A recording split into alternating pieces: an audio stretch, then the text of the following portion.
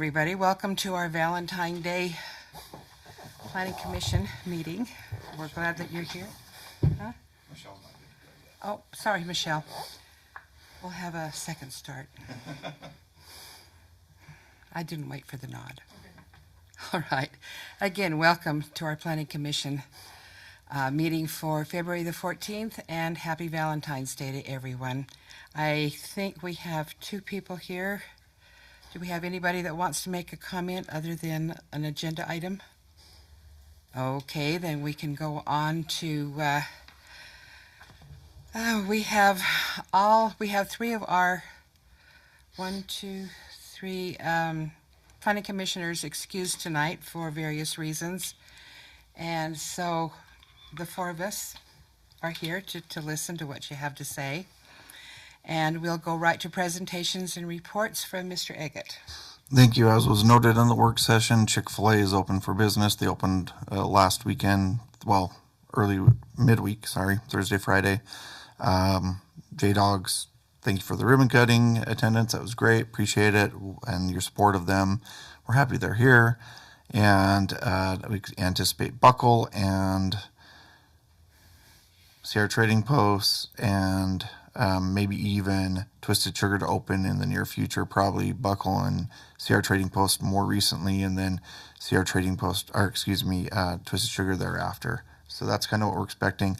I still kind of feel like Cheddar's might open in the late March, early April, but it's probably more likely early April at this time frame as well. So I just add that. That's it. Okay, thank you very much. We have our consent items. If anyone doesn't have any comment here, we could use a motion. I move we approve the consent items. Second. All in favor? Aye. Aye? Yes. Yes? Yes. Unanimous, thank you. Action items, number 1, consideration of preliminary small subdivision request at Crossroads at Riverdale subdivision located approximately 4844 South, 1500 West, as requested by Riverdale Commercial Holdings, LLC, and AWA Engineering. Mr. Eggett? Thank you. As noted in the packet, Jake Tate will be representing this item. He is here present with us tonight. If you have any questions for him, the address range for the site is 4804 to 4920 South, 1500 West. The zoning is the regional commercial C3 zone. There's no public hearing required for this request. The Planning Commission in this case is acting both as an approval body for the purposes of the subdivision design as well as a recommendation to the City Council. The ownership on it is Riverdale Commercial Holdings, LLC. The property is currently vacant. In fact, more recently, they've demoed even the homes that are on the site and made it more vacant than it previously was. So it's very vacant at the current time and awaiting future site plan development projects for this property. General plan is set for planned commercial high. The requested subdivision is kind of a moot point, but it is towards a commercial use on the site and therefore would meet the general plan designation for that project or property area. Comments noted on my review, I'll go for them really quick. Just that we need the address of 4844 South, 1500 West shown on the plat. On the property owner's and developer's name, we don't have a current phone number. Some other light items, add the 4800 South street name. Let's see. I'm not sure why I put may revise this addressing, but anyway, if we feel like the addressing needs to be revised with Jake, we'll do so. New project easements should likely be shown on main subdivision plat, so they're recorded with plat. Those are all my comments. And then the only comment from Sean Douglas is, he says, my only comment on this would be that they have not included easements for the water line and vaults on the north side of the property. That was his concern. No comments from police or fire.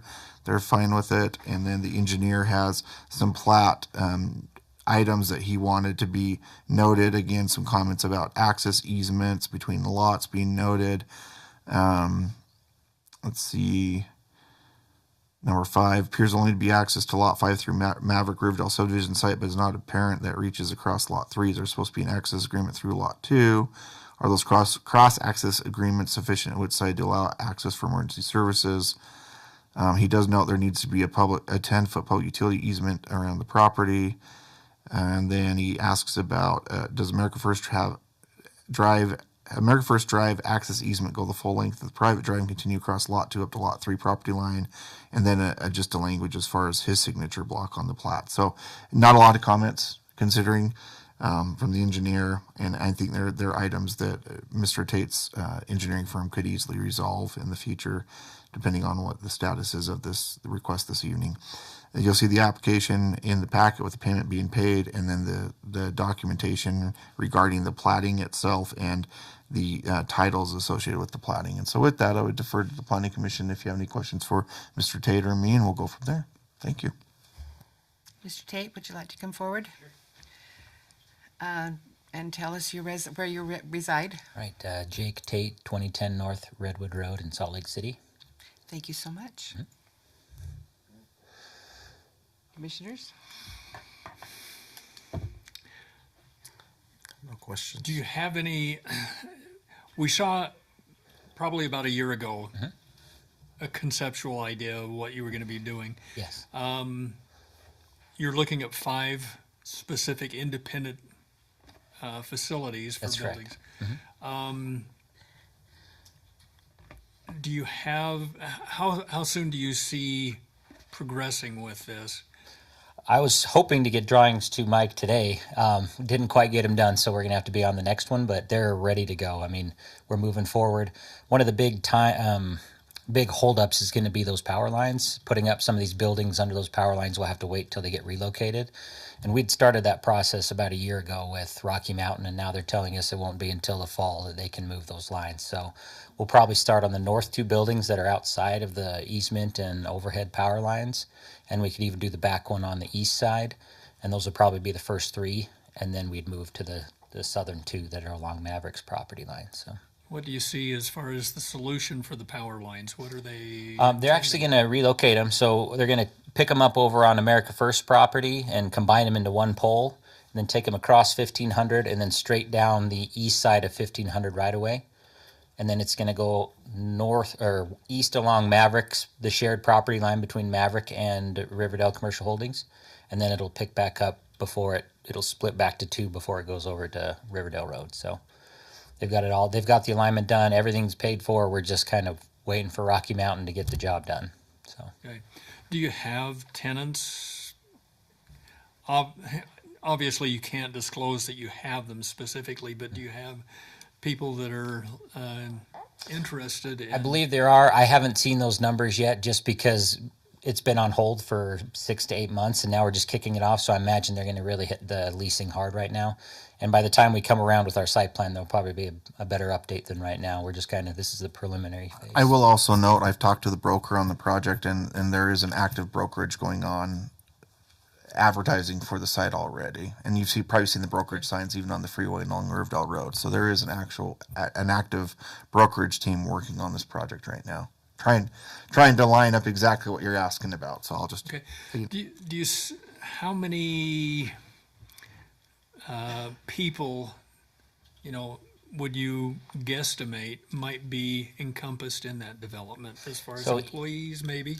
That's a good question. Each building we're looking at right now is kind of split up into fourths, so there'd be 4 tenants, and you could combine 2 of those spaces or 3 or 4 right now. So off our cuff, I know we did a lot of breakdowns for the RDA when we came for some RDA funds.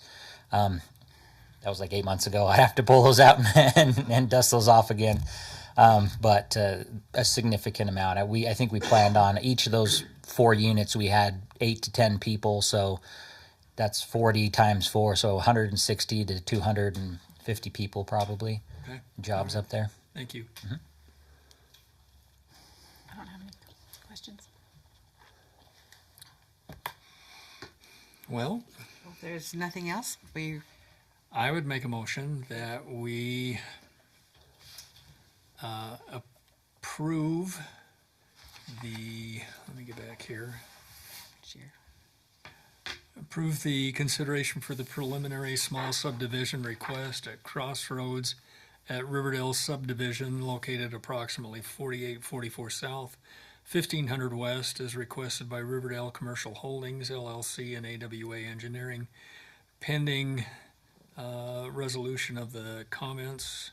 Could I suggest modification that you approve the preliminary, and then you can make a recommendation to the council with the understanding to resolve staff and engineering concerns. Sure. Okay, so reset. I make the motion that we approve consideration of a preliminary small subdivision request for Crossroads at Riverdale subdivision located approximately 4844 South, 1500 West, as requested by Riverdale Commercial Holdings LLC and AWA Engineering. Do we have a second? I'll second. Michelle, would you please poll commission? Is that me? I have the, Yes. yes. Commissioner Eskelson? Yes, Commissioner Herman? Yes. Commissioner Nolan? Yes. that is unanimous. Thank Thank you you. very much. Could I still inquire or request that there be a motion as far as a recommendation to city council? Oh, Yes. Yeah. okay. So we still need some action at that point. All right. Rick, do you want to make a Sure. motion? I move that we forward to city council the previous motion for the site plan and plat for approval by the city council. With the understanding to resolve outstanding. That all out, yes, with the understanding that all outstanding engineering and city staff concerns are addressed. I'll second that. And all in favor? Do another, okay? Yeah. Yes, Michelle, poll commission, please.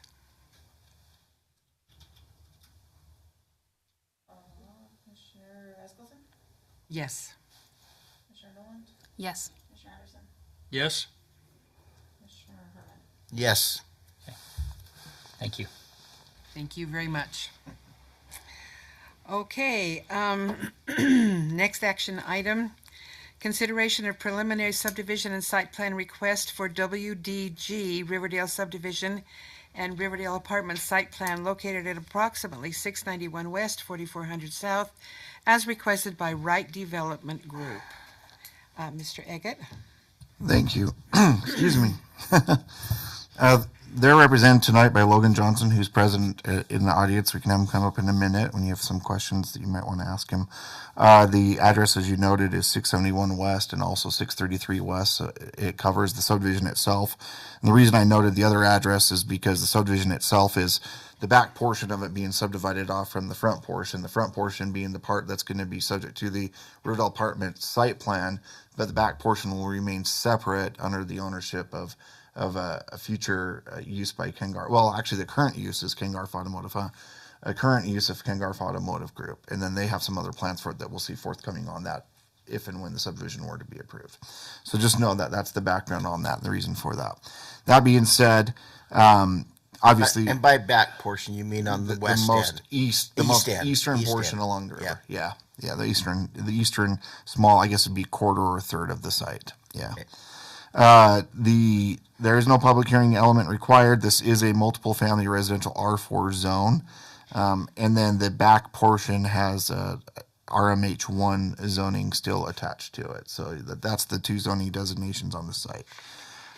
The ownership is H&H 3 9th Street LLC, 5D Development LLC, which they own the front parcel that was previously the Cary Cycles parcel. That's the ownership there. And then Garf Properties owns the corner parcel and the back parcel. The intended or the existing is obviously the motor vehicle sales service shop and a mobile home park, but they're in the process of transitioning both sites at current time. The third lot is the vacant corner that has historically been a parking space for vehicles. The general plan guidance for the area is residential medium density, and this requested use would meet that per the actual definition of a residential medium density in the general plan, and complement supports the neighboring commercial uses where there is a portion along the front where Cary Cycle sits. The general plan guidance for that is planned commercial high.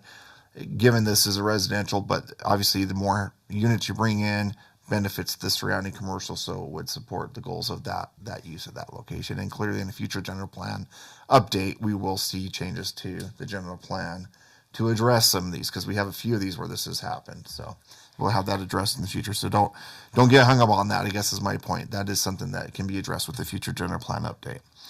That being said, I'm going to go over my comments, and bear with me both, Mr. Johnson and Planning Commission, as I go through quite a list of comments just to kind of get it on the record. That's the purpose. We kind of just get it out there, and then we can talk about it from there, okay?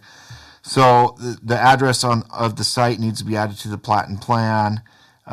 Property owner's name, address, and phone number wasn't shown on the plat or site plan, so we just need to add that, which obviously we do know Right Development Group is attached to it, and I noted this is provided on site plan, but needs to be added to the plat, being the developer's Right Development Group, and then his information thereafter. Approving agency's name and information needs to be provided to the plat as well, so Riverdale City, and then our address. That's all you need to add on that. Layouts of lots and numbers, addresses need to be identified on plat for each lot. Adjacent property tract ownership names need to be shown with tax IDs and added to the plat document. Vicinity maps not on the cover sheet. Let's see, what's any new? The name of approving utility agents, title stamp, signatures, and license expiration dates not currently shown on plat, where applicable, if applicable. So some developers do feel like it's applicable, some don't. I'm going to leave that at the discretion of Right Development to make that call, but that I just highlighted it, and then in the future I would underline that. It's just something that may or may not be applicable. Moving on, under landscaping, need verification that the open green space covers 30% or more of the overall site area per the R4 zone standards, and no private irrigation plans were provided to review. Now, open green space is it's a kind of a misdirection in terms. Probably something we need to look at changing, just to say landscaping standards to meet the requirements. 30% is fine, but our landscaping standards is you're probably aware, are much more lenient now than ever, right? Even to the point where we let colored stamp concrete benches, gravel, mulches, those sorts of things count. So even though it says open green space, it's not truly open green space, just the landscaping needs to hit at a 30 percentile in some fashion. One of the creative ways that we've seen people do that, even in discussion today, is colored stamp concrete. Does allow you to, in parking areas, if you heighten your parking area with some colored stamp concrete, that can count and double as landscaping per our code. And it does elevate an area typically when developers do that. So that is something we've provided there. Location of exterior lighting, existing anticipated exterior lighting devices, including street lights not shown for site, and no parking lot lights were identified in the site. Don't know if there's any anticipated facility signage for the apartment itself. In the site data box on the zoning, it needs to be changed to state R4 zone and RMH1, not C3. Let's see, moving on. This is just a note more for the Planning Commission. I don't know the exact range of sizes for the buildings, but they look for the most part uniform. I think three of them, or maybe even four of them, look a similar size, and then obviously the main center one's a little smaller. Something like that, right? It looks like three, and maybe there's three different sizes, but anyway, they look pretty similar otherwise. The DRC approval will be required for the elevation drawings on this, although there are elevation drawings in your packet you can refer to if you're curious what at least the intent is right now conceptually. That's the direction they would go. And with that, I will note the same ownership group, this is just kind of a side addendum, has acquired the corner parcel across the street on the corner of 4400 and 700. The exterior architecture of that will also reflect similarly to what they're trying to do here. So that itself will go through another DRC. We might even just do them together at the same time if it's just as easy to do so. But at any rate, they'll all be reflective of each other, I guess is my point. So that old plan for that old corner apartment complex is no longer going to be the plan. It's going to be reflective that they're all congruous in one project. The new fence material is unknown, but it looks like maybe chain link fence, and the fencing is around the pickleball court and some of the public amenities in the center. You can kind of see some of that fencing, but I assume it's probably chain link. I don't know what else it would be. The right-of-way lines aren't clearly identified on the plans. The light poles, no planned parking lot lights identified for site, nor any other associated light poles for a project. So I've already know that, and then no street lights weren't really clearly identified on the plan. There's a reference to the fire hydrant comment, and I'll review that in just a second. Gas lines, existing new gas lines, size and type, location, and project area not shown. Same for electrical lines, same for telephone lines, same for cable TV lines. And I know it's kind of hard sometimes to know exactly how it interfaces with the site, but typically we at least like to see where they are in the rights of way around it, the project, so we kind of know what you're going to tap into. So that's just something to take note of. The applicant needs to show proof of transfer to Public Works or other water solutions provided for the water right transfer documentation, and then DRC again. So that's the length of my comment. Now I'll switch gears and go over to the Public Works Department. His comments are as follows. The drainage system operation maintenance plan and BMPs need to be approved and recorded with plat. Stormwater prevention plan process needs to be followed. He says the plan needs to include a dumpster and perimeter fence to prohibit entry except for the construction entrance, and eliminate construction entrance on 700 West in the SWIP plan. He's not really excited about that. A notice of intent filed with state, injection well permit. Those are both for the underground detention area. Storm drain is tied into the UDOTS stormwater system. Will require a letter from UDOT that allows the connection. Under streets, traffic impact study or report on the project are concerned with the 700 West entry. Stop signs at the entrances, I think they are noted in there. Maybe he missed them, so I did catch the stop signs. They are there, at least coming out. I don't know why you'd have them any other place, but maybe you just didn't see them. Driveway on 700 West is located in the turn lane. If the driveway remains in the current location, it will need to be right in and right out only.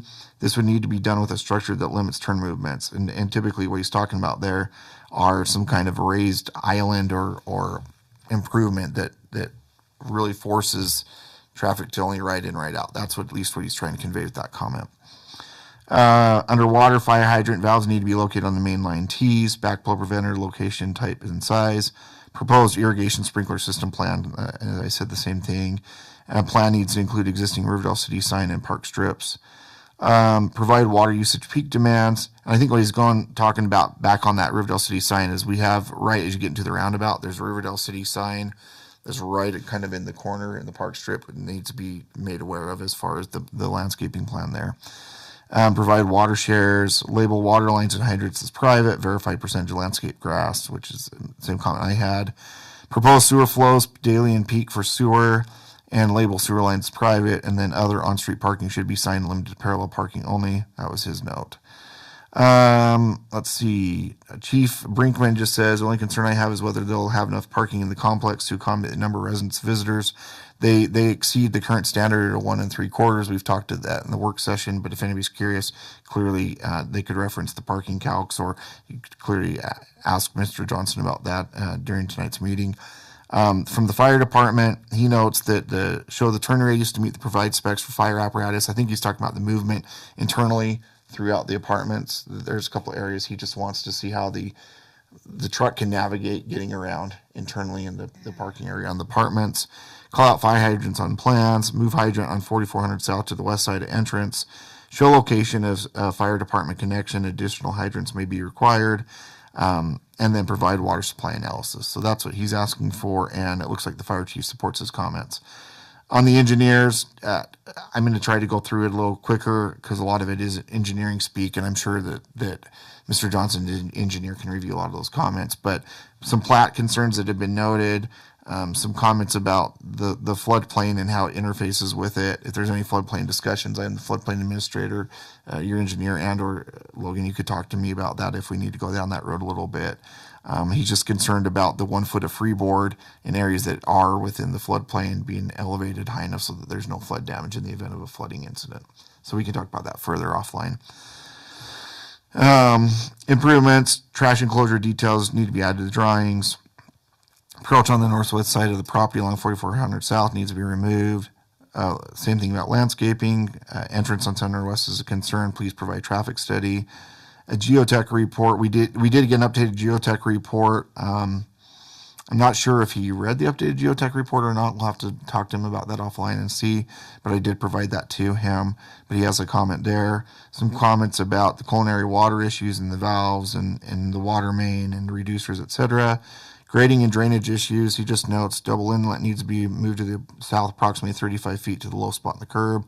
And then some stormwater questions about the stormwater system, the control box, how it's cleaned, how it accesses the storage basin, the storm drain pipe is planned to connect to UDOT line. A letter from UDOT approving connection is required. he says, let's see.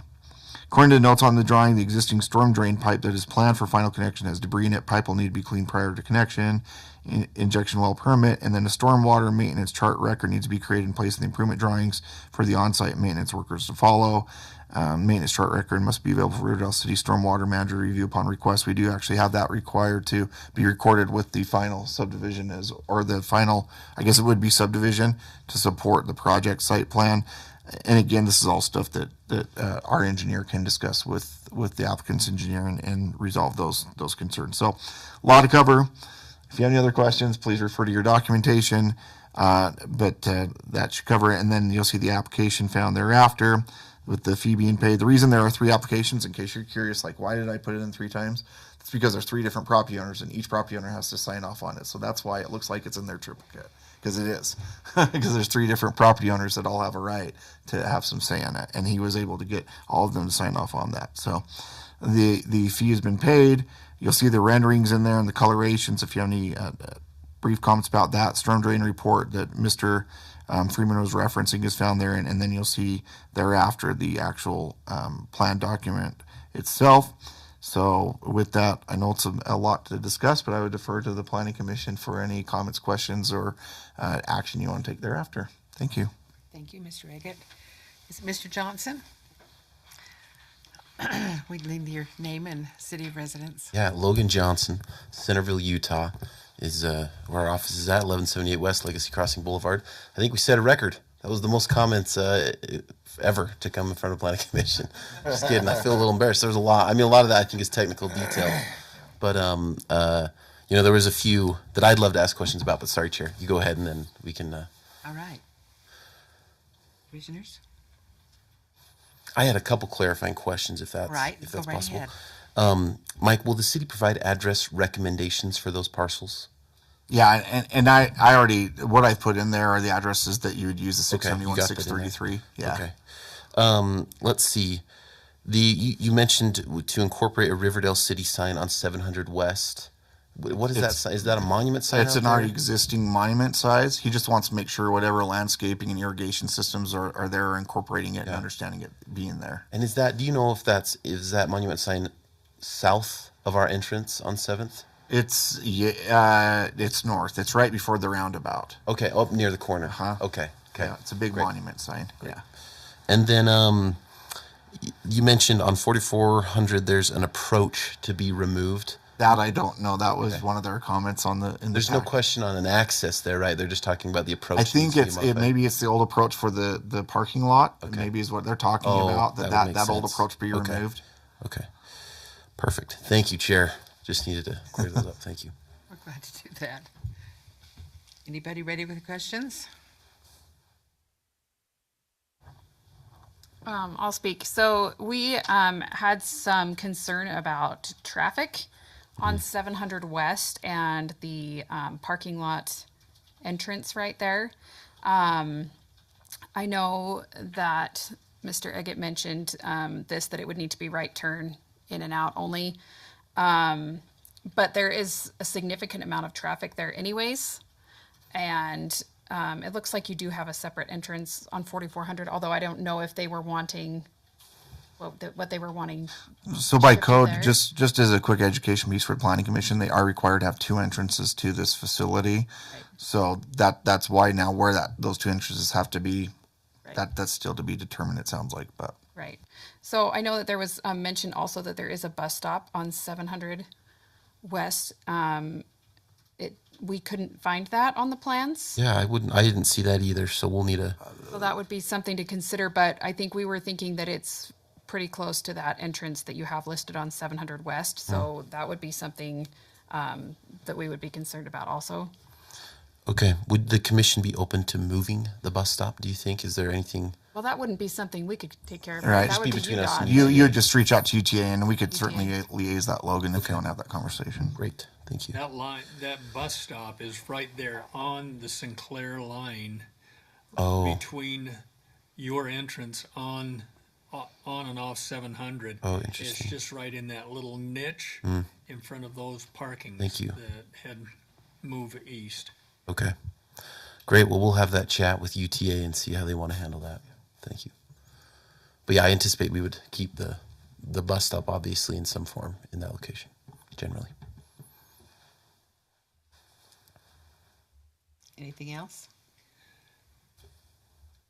I don't want to dominate, but I got a few things that I'd like to address.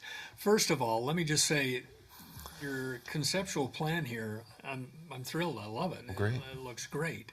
There are those concerns that have already been noted.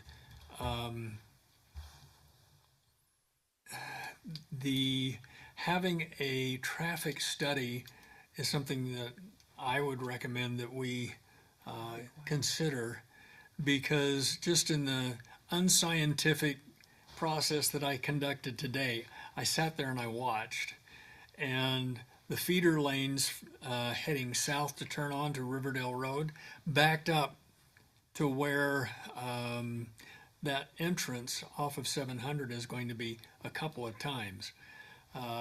Again, unscientific, I was seeing anywhere from 20 to 25 cars a minute going each direction. So that's going to be, and if you're, how many people do you envision that you could have as far as capacity? We have 100, and I group the project together with that parcel to the north because we're sort of looking at it as a whole. So if memory serves, I think we're close to 200 units total. And we, as a rule of... Could it be anywhere from 200 to... So on site, per the previous discussion with the application, 153 units on the actual site itself. And then the other building is about 45 units. Don't they usually consider about 2.5 people per unit? That's a rule of thumb. When I did the census information for Riverdale, it's 2.6 persons per housing unit is the average. Well, that's still about 500 people that'll be in and through that area. So a traffic study, is something I would highly recommend that we make a condition of this, of any action that we do here tonight. Mr. Eggett, I do have a question for you. You mentioned the design review committee. Do we make any recommendations here?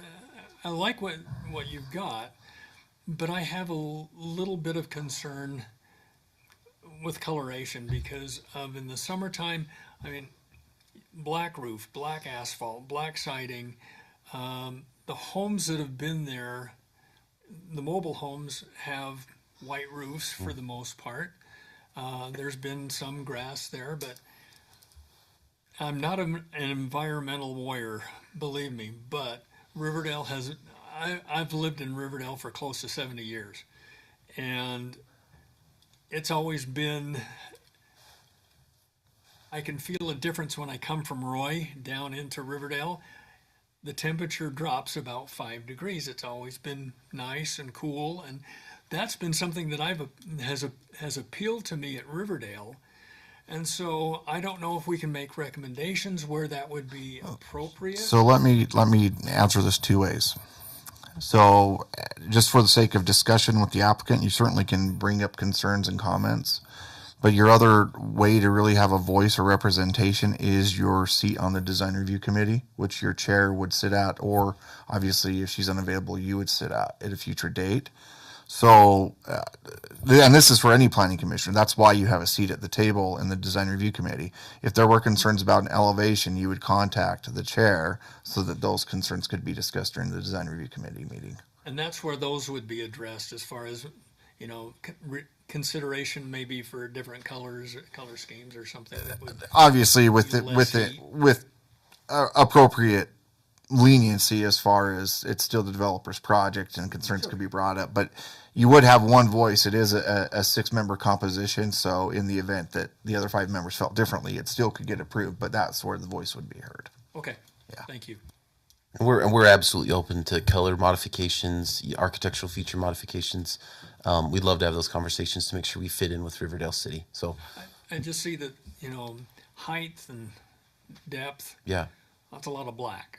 That's fair, In the yeah. summertime is going to generate a lot of heat. yeah. And so, It'll only be 4 degrees cooler. Another option, Vice Chair Anderson, is that you could even do your own kind of personal research. And then when they come back at the next meeting, there still would be time to comment on thoughts or that sort of thing for minor tweaks or, hey, I saw a coloration. Or even if you take a picture of something you like and email it to me, I certainly could have passed it along to Mr. Johnson, at least for them to look at. Absolutely. Thank you. If you don't mind me asking a question to you, Commissioner Anderson, on the traffic study, the purpose, if I understand correctly, would be to really analyze that access on 700 West. Is that right? That's what the city engineer and Not the so much public works- concern about the access on 400. but No, we're no, looking- you don't need to worry about 4400. It looks like the interface along 700. Okay. That's his That's- greatest concern. That's what the engineer and the public works Okay. director seem to be saying And just too. shooting from the hip, do you feel like the bigger problem would be as we get closer to Riverdale Road or closer to the roundabout? Clearly, more so back and forth to Riverdale Road is what it seems to be Okay. indicating in the packet, unless the commission feels different. Really a short. Yeah, Yeah. it's a tight spot. So I think we tried to pick somewhere that we thought would both respect the roundabout and the side, but I think a traffic study absolutely is merited. Well, see, and part of that component too would also be that bus stop location and Yeah. what the UTA is going to mandate or, need in order for them to, because from what I could see, you've got your entrance, the bus stop, and Sinclair's entrance, and you're trying to wedge that Oh, right bus there, in there. yeah. That bus is in and out of there frequently Yeah. during each day. My gut says we got to get that bus stop on the So, other side. yeah, one thing that's interesting about, I looked at it just now while we were talking, and it obviously operates fine right now because Sinclair has another entrance. So that's kind of their secondary, kind of a further back entrance. So, Recycle probably doesn't have very much traffic. and that's what I was just going to say. And so a bus can easily go there, queue for a minute, wait, and it's not going to really impact anybody. But where your new entrance will have, as was discussed in the work session and as was noted by the commissioners, a lot more in and out. Yeah. A bus parked there could become more problematic with Yeah. a lot of new Yeah. use. That's going to obscure view from people trying to To get in and out there. turn out. Sure. Great. Well, we've made note of all that, so we'll make sure to look at that. Thank you. I noticed the drainage is unique. That's totally covered. Is that part of the parking lot then? Is that the way that that's set up? Yeah, the rationale behind that was a combination of sort of how the site laid out. The low point isn't often we like to put those and incorporate them in with open space, but we were trying to get the open space sort of centralized on this one, so some units could overlook it and it could be part of that clubhouse building. So we couldn't really get the drainage to work as part of that open space, and so it necessarily was in that corner. And then it's a totally underground system, which is also kind of part of the water table issue. If it's an underground system, we have more control over what gets in and out of it versus just an open basin. So it's a little bit of combination, but yes, it would be a fully underground storm chamber system that would have a discharge rate out to the UDOT system after, if that answered your question. One other question I have regarding water. I know the city requires water shares to be Yeah. brought in. Do you know if you've started working on that, where you stand with those types of Yeah, issues? you know, as a developer, I'm always buying and selling water and keeping my ear to the ground on water. We are working right now with Sean on the water dedication for the parcel to the north, so we have a sense of costs. We have some water. I know the city accepts Davis Weaver Canal shares and a few others. So we have projects all throughout the state, and so we have some water coming and going. And if you could prevent the price of that water from keep climbing, that'd be great. But yeah, I'm confident we can and find I a can solution. keep the price there. of gas stable. I'll as work on well. gas. You work on water. One educational piece too for the commission, and maybe I haven't done a very good job of conveying this, but not too long ago we approved a plan that lets a developer do a development agreement with the city to then pursue through the city an arrangement with Weber Basin Water to acquire water allocation for a project that is then dedicated to the city for that project in perpetuity. So that is a secondary option. So you can either pursue water shares and or work with Mr. Douglas in identifying what that cost would be for the water that would then be allocated to that project area, and then the developer pays for that. So that there is now a second alternative, because like Mr. Johnson noted, a lot of developers were starting to be held hostage by the ability to find water shares for a project. They're just not out there. So we found another solution to that issue. Yeah, That's good because I know that it has been an issue right here in Riverdale with the getting a project approved, and then the builder or developer has had a difficult time getting the water that they needed to the city. No, I have Kay with Davis and Weber on my speed dial. I call her once a month at least. So, yeah. Okay, well, I have no further questions. Okay. Well, with that, did you have anything more? Don't. Okay, a motion would be in order.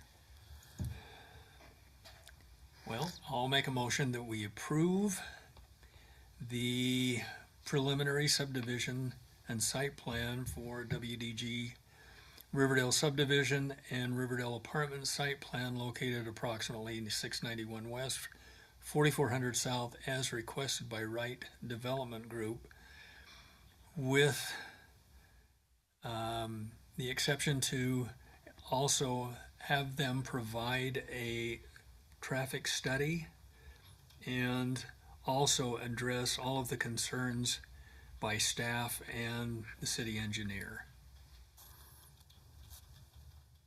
Okay, do we have a second? I second.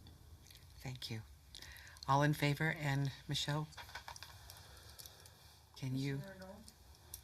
Yes. Commissioner Herman? Yes. Commissioner Eskelsen? Yes. Commissioner Anderson? Yes. Thank you. Could I ask one more question? Would that be all right, Chair? Sure. Mike, procedurally, we address comments, we get the traffic study prepared, and then we come back to Planning Commission. Is that right? That's correct. Then they would recommend on to City Council. That is correct. Yep. And so you'll submit, when you're ready, bring everything to me 2 weeks before the planning commission meeting you're targeting. We'll just run it through like we did on the last one. Okay. Great. I would recommend talking to UTA before then. Okay, that's and right. finding out what their requirements are going to be as far as the bus stop is concerned. That's right. Okay. Just highlight that. And Logan, we can spend whatever time you need, or you could set up an appointment with Sean and or the city engineer, whatever is most advantageous to move things forward to keep it on the dial. You've done enough, Mike. I'm going to get home early enough for a good Valentine's Okay. treat with my wife, so that's great. Thank you. Thanks. Have a good night. All right. Item number 3, discussion regarding ordinance amendments to Title 10, Chapter 15, Parking, Loading Space, Vehicle Traffic, and Access of the Riverdale Municipal Code. Mr. Agate, we want to go over? Yeah, just briefly for those that may be watching or listening, as well as to then talk about procedure, what we're going to be considering doing, I think, is a recommendation from staff. As was discussed, there was a dialogue more recently within probably the last 3 weeks regarding parking. And the reason it came up is kind of had a discussion earlier today. I didn't flesh this out in the work session, but I think it's pertinent to the discussion. We were trying to figure out how to deal with a more recent multifamily project that's trying to come to the city for some townhome apartments. And the discussion was, well, you know, what are your standards or what's your rationale? And I kind of started to realize that we really haven't had a multifamily project in the city in many years, maybe even 2 or even 3 decades, absent, again, adding just an apartment unit to an already existing apartment project, but a new higher density apartment project we haven't had in a long time. So what we're dealing with is a new test of the parking code is what I'm trying to get at. And as such, even with the most recent one with the townhomes, with what their situation is, we came to conclude that our code is deficient in addressing the current state of parking needs and motorists who occupy residencies, especially in a multifamily setting. Currently, the standard being at 1 3/4 doesn't seem sufficient. And further, the challenge is that guest parking there's no requirement that guest parking has to be in a space internal or within so many feet of a unit, et cetera, et cetera. That being a challenge to us, we feel like there's a need to update the code so that with the future multifamily projects, one being a very large parcel to the south of here on 70 acres, we felt like it was very pertinent to get ahead of this now so that when we do have a major 400-unit apartment project down the road, we know how to address it from a parking perspective. And we're ready to be able to have the conversations we need to have to get the parking where it needs to be so it operates correctly. So we don't have vehicles parked on city streets and or creating problems elsewhere around an apartment complex site. That being said, the recommendation would be, and what's interesting when I looked at, and I only picked City of Saratoga Springs because the group that is helping with the general plan this morning, one of the staff members that I talked to used to work for Saratoga Springs and recommended that I look at it, so I did. They do have 2.25 stalls per unit as their parking allocation for multifamily, even for two family, 3-family, multifamily. That's their standard, and that was a standard independently. We had been discussing as staff. 2.5. Is it 2 3/4? Is it 2 1/4? 2 1/4 feels good. It's not overly burdensome. That's one extra visitor parking stall for every 4 units within a multifamily situation. That felt good. And so in talking to internally with staff, unless the planning commission feels differently, that's the recommendation that we consider is doing 2 1/4. Now with that, going back to the distance issue, there needs to be a way to hold them to create visitor parking in an actually logical, rational, reasonable location that's accessible for visitors to visit tenants within the center, right? Whether it's high density apartments, townhome apartments, etc. So the discussion was, okay, well, there needs to be a determinative distance from each unit and accessing that unit. So the language kind of taking a note from Saratoga Springs that we've come up with or are suggesting is guest parking shall be located within, and we're going to use 150 feet. We felt like that's a good number that seems to be fair. It's not overly burdensome and onerous for a developer, but it's also not too far for a visitor to walk. Any more than that, and call it scientific, call it whatever you want, but I took the townhome project, if you want to know where I came up with that number, and I used a measuring tool that's on the county GeoGizmo, and I just kept running lines, kind of knowing the layout to see what that looks like. 200 feet, that gives way too much leniency. That's too far for anybody to have to walk. 100 feet, that's kind of overly burdensome, and that it creates too much pressure on developer. 150 felt like a kind of good consensus medium that provides just enough proximity, but also still requires them to put visitor parking in a close enough bank or banks of area adjacent to residential dwellings. So continuing on, located within 150 feet of linear distance from the nearest accessible entranceway of each dwelling unit. Linear distance just means that it's not walkable distance. It's not like if I go out my front door and walk around and walk around and walk around, that's 100 feet. It needs to be something that's rational and easy for anybody to understand. So wherever the nearest doorway is of any unit, the test would be for a developer to show, as a crow flies, is that within 150 feet? If you run a fan, is it inside or outside? If it's outside, we could say, no, it's wrong. You need to bring visitor parking closer to these units because it's not close enough, right? Gives us a clear test. And I'll explain maybe after the discussion on this item the reason that we're going this way, but you're going to probably see it just as kind of a preview, this level of scrutiny on city codes going forward because of decisions the legislature is making right now. And you're going to probably see a lot of enhancements to our code along these lines with very, very specific, definitive statements so that everybody knows what the rules of the game are because of things that are changing. So that's just kind of a side note preview on this issue. But so that's the recommendation. Really minor changes, but very significant in what they mean long term. And if we find out we do another project and 2 1/4 feels wrong, change it to 2.5. I mean, it's kind of unfortunately a proven science as you get some experience and do some of these projects. That's just sometimes the nature of the beast, which obviously is evidenced by the current one. The current one that's city council is subject to the current standard. We talked about one tonight that's going to be subject to the current standard. But as we then progress and try to find better solutions, hopefully then we find better ways to make this parking work, as we are likely to see more multifamily dwelling projects in the city. I mean, it's evident, it's coming that way.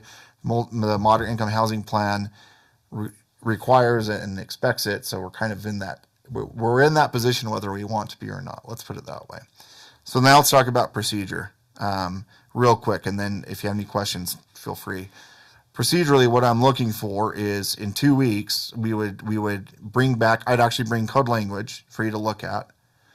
You then, obviously, we could discuss the merits of it, and at the conclusion of reviewing and discussing the code language, if there are any questions, comments, whatever, needs to be tweaked, whatever, even with maybe your own independent review, we would set a public hearing, and then 2 weeks after, hold the public hearing on the code change, and then at the conclusion of that, make a recommendation to city council. So that's what it's looking like. So a month from today, hold the public hearing, make a recommendation.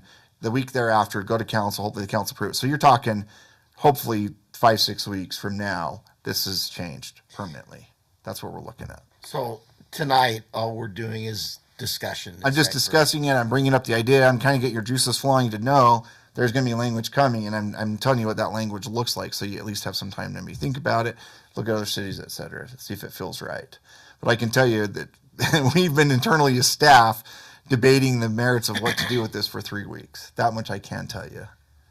So, as minor of the language change it is, it's been that big of a issue to discuss.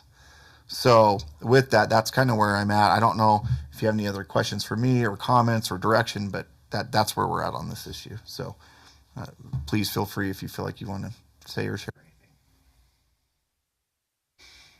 I think it's good. I think we need it. I personally have been involved with this. I worked at Hill and had to walk quite a ways to my building and stepped in a slight depression, broke my ankle off. Did a lot of ligament damage. I've since broken my ankle 6 times and had 2 surgeries.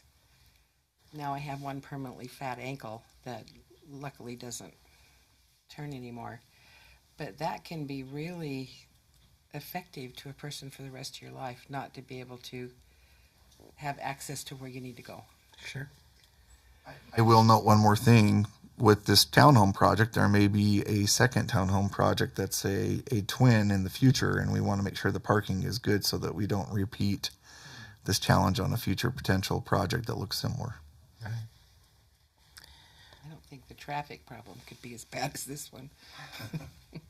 I agree. I think that it's a good direction to be heading in. The one question that I have is, are we going to be looking at the commercial retail space as well? We don't really need to because it polices itself really well. Okay. They want customers to be close and have access to their building, and so they put parking as advantageously as possible, to the point where we've actually reduced setbacks to accommodate developers to get the most advantageous location. So I have had that thought. It self-polices itself. If at a future date it feels like something's not working clear, we can look at that. But their motivation is very different than obviously a multifamily developer's motivation when it comes to parking. I've got a question. Is there a minimum standard for the width of a parking space? And that's already in our code. I believe it's 9 by 12.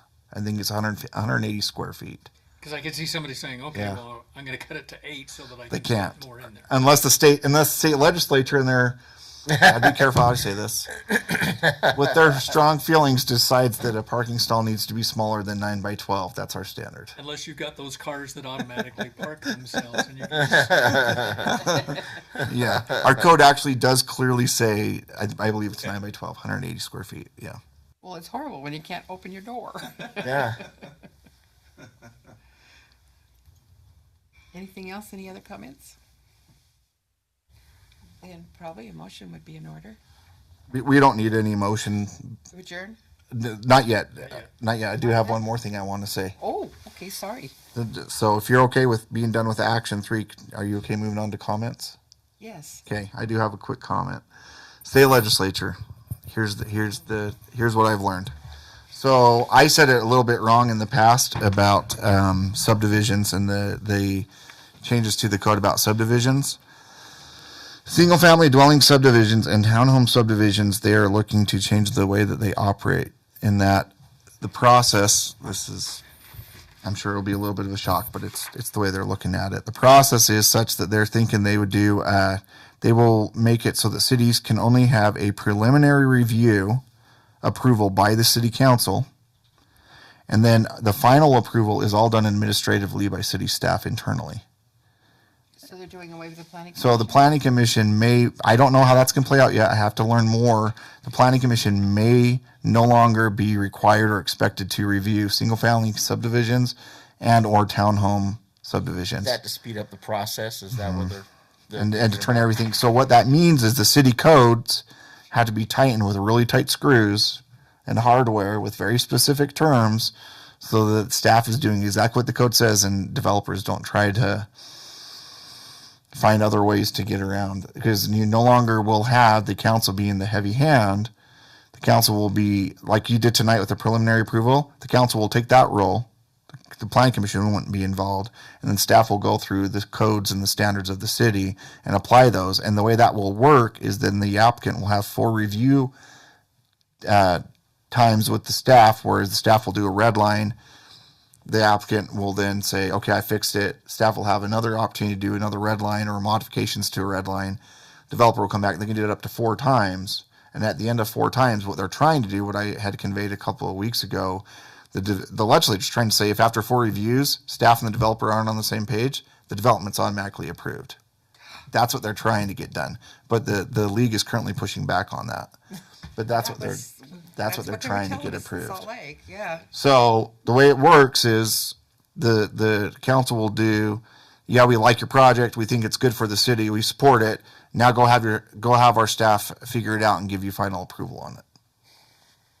It's huge. It's a huge Will it be change. doing away with the planning commission? No, because the apartments like we had tonight, the planning commission still would have a process, and I don't know if that process will change.